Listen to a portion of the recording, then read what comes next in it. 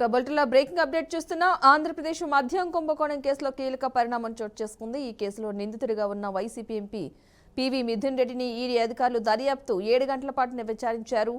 ఇక ఏపీ ప్రభుత్వం నియమించిన సిట్ దర్యాప్తులో వెలుగులోకి వచ్చిన అంశాలతో పాటు ఈడీ తమ సొంత దర్యాప్తులో సేకరించిన వివరాలను ఆధారంగా చేసుకుని మిథున్ రెడ్డిని ప్రశ్నించినట్లు విశ్వసనీయ సమాచారం. ఇక ఇదే కేసులో గురువారం ఈడీ విచారణకు హాజరైన విజయసాయిరెడ్డి ఇచ్చిన వాంగ్మూలంలోని కీలక అంశాలను కూడా మిథున్ రెడ్డి ఎదుట ఈడీ అధికారులు ప్రస్తావించినట్లుగా తెలుస్తోంది. ముఖ్యంగా ఈ కేసులో A1గా ఉన్న రాజకేశ్ రెడ్డికి 100 కోట్ల వరకు నిధులు ఎందుకు చెల్లించాల్సి వచ్చిందన్న అంశంపై ఈడీ తీవ్రంగా ప్రశ్నించినట్లు సమాచారం.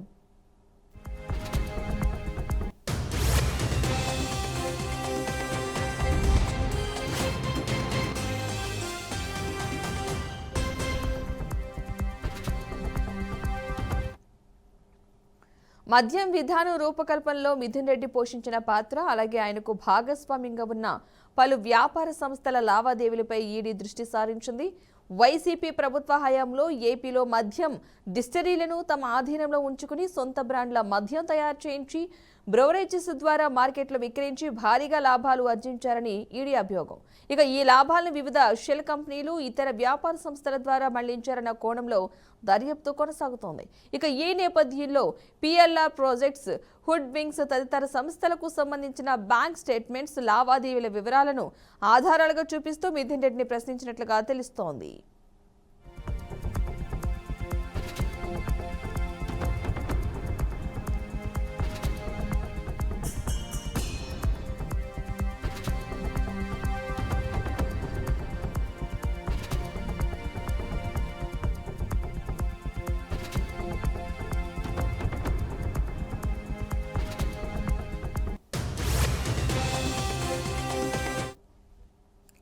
మద్యం కుంభకోణంలో నిధుల మళ్లింపుపై ఈడీ దర్యాప్తు మరింత లోతుగా సాగుతోంది.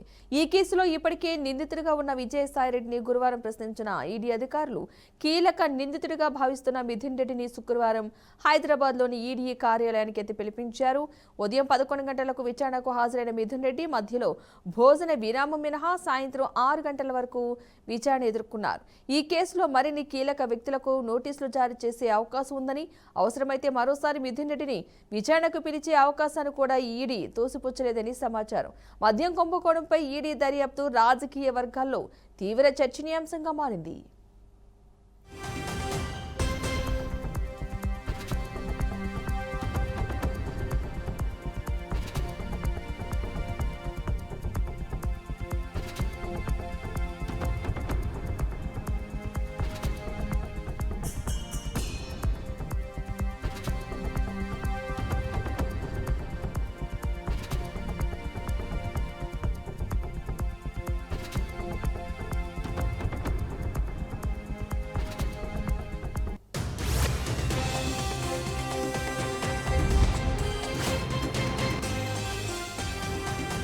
స్విట్జర్లాండ్లోని దావోస్లో జరిగిన వరల్డ్ ఎకానమిక్ ఫోరం సదస్సులో పాల్గొన్న మంత్రి నారా లోకేష్ తన పర్యటన ముగించుకుని స్వదేశానికి తిరుగు పయనమయ్యారు. 4 రోజుల పాటు సాగిన ఈ పర్యటనలో ఆంధ్రప్రదేశ్కు భారీగా పెట్టుబడులను ఆకర్షించడంలో లోకేష్ బృందం సఫలీకృతమైంది. ఇక ఈ పర్యటనలో అతిపెద్ద విజయంగా RMZ కార్పొరేషన్తో కుదిరిన ఒప్పందం నిలిచింది. దీని ద్వారా రానున్న 5-6 సంవత్సరాల్లో రాష్ట్రంలో సుమారు $10 బిలియన్ పెట్టుబడి పెట్టేందుకు ఆ సంస్థ అయితే ముందుకొచ్చింది. ఈ పెట్టుబడులతో విశాఖపట్నంలోని కాపులపాడులో భారీ IT పార్క్, డేటా సెంటర్తో పాటు రాయలసీమలోని టేకులోడులో ఇండస్ట్రియల్ లాజిస్టిక్స్ పార్క్ ఏర్పాటు చేయనున్నారు. ఈ ప్రాజెక్టుల ద్వారా రాష్ట్రంలో దాదాపు 1,00,000 మందికి ఉపాధి అవకాశాలు లభించనున్నాయి.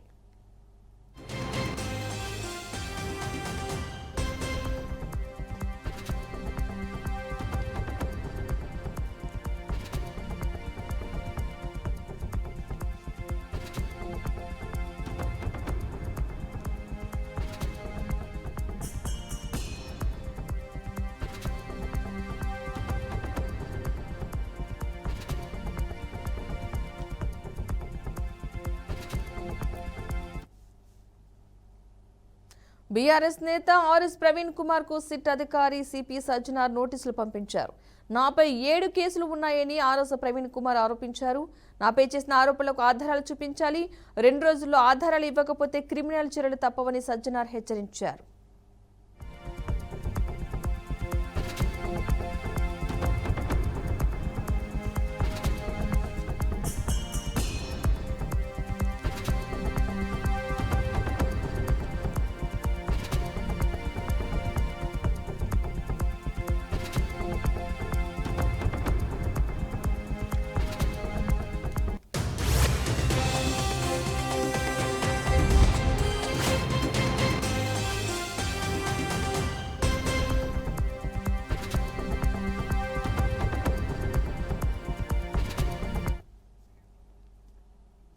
సీఎం రేవంత్ రెడ్డి ప్రభుత్వం లీక్ వీరుల ప్రభుత్వం అని బీఆర్ఎస్ వర్కింగ్ ప్రెసిడెంట్ కేటీఆర్ విమర్శించారు. సిటీ విచారణ అనంతరం తెలంగాణ భవన్లో ఆయన మాట్లాడుతూ రేవంత్ సర్కార్పై తీవ్ర విమర్శలు గుప్పించారు. కాంగ్రెస్ ప్రభుత్వం కేవలం లీకుల మీద నడిచే ప్రభుత్వం అని ఎద్దేవా చేశారు. హీరోయిన్ల పేరుతో తనపై దుష్ప్రచారం చేశారని మండిపడ్డారు. వారిని నేను సూటిగా అడిగాను, సిట్ వాళ్ళను, మీరు ఫోన్ ట్యాపింగ్ మీద ఏదో విచారణ చేస్తున్నారు కదా, దయచేసి మీరు చెప్పండి, ఈరోజు రాష్ట్రంలో మా ప్రతిపక్ష పార్టీ నాయకులు, మా ఎమ్మెల్యేలవి, మా నాయకుల ఫోన్లు ట్యాప్ కావడం లేదా చెప్పండి మీరు అని అడిగిన. వాళ్ళు మాకేం సంబంధం, మాకు తెలియదు అని నీళ్ళు నమ్ములుతున్నారు తప్ప కావడం లేదు అని చెప్పే పరిస్థితి లేదు. రెండవది నేను అడిగాను, ఒక మంత్రి గారు స్వయంగా నా ఫోన్ ట్యాప్ అవుతుంది, నేను మీతో మాట్లాడలేను అని జర్నలిస్టులకు చెప్పుకునే దుస్థితి ఈరోజు ఈ రాష్ట్రంలో ఉన్నదా లేదా మీరు చెప్పండి అని అడిగిన. దానికి కూడా సమాధానం చెప్పరు. అది కాదు ఇది కాదని తప్పించుకునే ప్రయత్నం తప్ప వారు మాత్రం సూటిగా సమాధానం చెప్పలేదు. కానీ ఒక ధారావాహికగా మాదిరిగా ఏదైతే నడుపుతున్నారో, ఒక సీరియల్ లాగా ఏదైతే నడుపుతున్నారో అదే పరంపరలో అడిగిన ప్రశ్ననే అడుగుడు, మళ్ళీ అడుగుడు, ఒక 300 పేర్లు చదువుడు, ఈయన తెలుసా ఈయన తెలుసా ఈయన తెలుసా ఫలానా ఆయన తెలుసా, దాంతోనే 2-3 గంటలు టైంపాస్ చేసుడు తప్ప అక్కడ విషయం ఏమీ లేదు. కొంతమంది హీరోయిన్లను వీళ్ళేదో ట్యాప్ చేసి బెదిరించి ఇష్టం వచ్చినట్టుగా వాళ్ళు ఏదైతే అడ్డగోలు వ్యాఖ్యానాలు రాసినారో ఇది వాస్తవం అయితే నా ముందు పెట్టండి, చెప్పండి ఎవరికి అట్లా జరిగింది దయచేసి చెప్పండి అని చెప్పాను. అనగానే అక్కడున్న అధికారి గారు లేదండి అది కరెక్ట్ కాదు, మేము ఆల్రెడీ మీడియాకి చెప్పాం కదా అన్నారు. నేను అన్నది ఏంటంటే, అయ్యా మరి మీరు కరెక్ట్ కాదు అని మీరు చెప్పిందేమో ఎక్కడో ఇంత వస్తుంది, మరి ఇష్టం వచ్చినట్టు మీరు ఇన్ని రోజులు నడిపిన కథనాలకు ఎవరు బాధ్యులు, మా కుటుంబాలకు మాకు కలిగిన క్షోభకు మా వ్యక్తిత్వ హననానికి ఎవరు బాధ్యులు, ఈ లీకులు మీరు నిరోధించలేరని అడిగిన. ముందుగా మీడియాకి నేను ఒక అపీల్ చేస్తూ ఉన్నా, దయచేసి ఈ ప్రభుత్వం లీకు వీరుల ప్రభుత్వం, వీళ్ళు కేవలం లీకుల మీద ఆధారపడి నడిచే ప్రభుత్వం.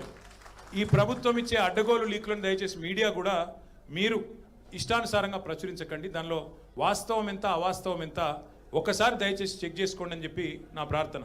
ముఖ్యమంత్రి అనుచరుడు, అత్యంత సన్నిహితమైన వ్యక్తి, అట్లాగే మంత్రి గారి ఓఎస్డీ మధ్యన జరిగిన పంచాయతీ 300 కోట్ల రూపాయల కోసం ఒక పారిశ్రామికవేత్త తలకి తుపాకీ పెట్టినరు అని చెప్పి కేసు రిజిస్టర్ అయితే దాని మీద ఎస్ఐటి ఎందుకు లేదు? స్వయంగా రెవెన్యూ మంత్రి కొడుకు ఇలా భూ కబ్జాలు చేస్తూ గుండాలను తీసుకొని స్వైర విహారం చేస్తుంటే దాని మీద సిట్ ఎందుకు ఉండదు? అట్లాగే ప్రభుత్వ సొమ్మును, ప్రజల సొమ్మును ఇవాళ ఈ ప్రభుత్వం కొల్లగొడుతున్నది, కాంగ్రెస్ పార్టీ నాయకులు కొల్లగొడుతున్నారు, ముఖ్యమంత్రి బావమరిదే కింగు పిన్ను అని ఆధారాలతో సహా చూపెడితే దాని మీద ఎస్ఐటి ఎందుకు ఉండదు? అట్లాగే HILTP అని చెప్పి పారిశ్రామిక భూములను కొల్లగొట్టి 5 లక్షల కోట్ల హైదరాబాద్ ప్రజల ఆస్తిని కొల్లగొట్టే ప్రయత్నం చేస్తుంటే దాని మీద ఎస్ఐటి ఎందుకు ఉండదు? కేంద్ర ప్రభుత్వ పథకమైన అమృత్లో ముఖ్యమంత్రి గారి బావమరిదే కింగ్ పిన్నుగా ఇవాళ కేంద్ర ప్రభుత్వ పథకంలో కూడా మరి అర్హతలు లేకపోయినా టెండర్లు కట్టబెడుతున్నారని ఆధారాలు కేంద్ర ప్రభుత్వానికి ఇస్తే దాని మీద సిట్ ఉండదు. ఇవాళ ఒక AICC సెక్రటరీ గారు డైరెక్ట్గా బెదిరించారు అని చెప్పి కాంట్రాక్ట్ సంస్థపై 8 కోట్ల రూపాయలు అడుగుతున్నాడు, లేకపోతే పని చేయనిస్తలేడు అని లిఖితపూర్వకంగా కంప్లైంట్ ఇస్తే దాని మీద చర్య ఎందుకు ఉండదు? ఇవాళ న్యాయం, ధర్మం, కాకి బుక్కు అందరికి ఒకటే తీరు ఉండాలి కదా. మీరు ఎన్నిసార్లు పిలిచినా వస్తాం, మీరు ఎన్ని ప్రశ్నలు అడిగినా ఆన్సర్ చెప్తాం. బాధ్యత గల నాయకులుగా చట్టాన్ని గౌరవించే పద్ధతుల్లో ముందుకు పోతాం. నేను బెదిరించినట్టు ఆడ కంప్లైంట్ చేస్తే నేను బెదిరిస్తే, ఒక నిజంగా నేను బెదిరించిన మాట నిజమే అయితే వాళ్ళు చెప్పాలి, బయట పోయి వాళ్ళు చేయాలి కంప్లైంట్. కాంగ్రెస్ వారికి ఎవరు తెలిసింది, ఎట్లా తెలిసింది? అంటే ఎంత లోపభూయిష్టంగా, ఎంత లీకుల ఆధారంగా, ఎంత కలిసికట్టుగా ఈ వ్యవహారం జరుగుతుందో, ఎంత పేకల మేడలాగా ఈ వ్యవహారం కుప్పగొల్లబోతుందో దాన్ని బట్టి మీకు అర్థం కావాలి. విజయనగరం జిల్లా రాజాం నియోజకవర్గంలో గత 5 రోజులుగా తాగునీరు లేక చీపురుపల్లి ప్రజలు బాధలు పడుతుంటే ఎమ్మెల్యే కనీసం పట్టించుకోవడం లేదని మాజీ ఎంపీ చంద్రశేఖర్ ఫైర్ అయ్యారు. వైసీపీ ప్రభుత్వంలో జరిగిన అభివృద్ధి, కూటమి చేస్తున్న అభివృద్ధిపై మాట్లాడుకుందామంటూ సవాల్ విసిరారు. క్రెడిట్ చోరీ చేసింది కూటమి సర్కారా, వైసీపీనా అంటూ చీపురుపల్లి ఎమ్మెల్యే కళాపై చంద్రశేఖర్ ఫైర్ అయ్యారు.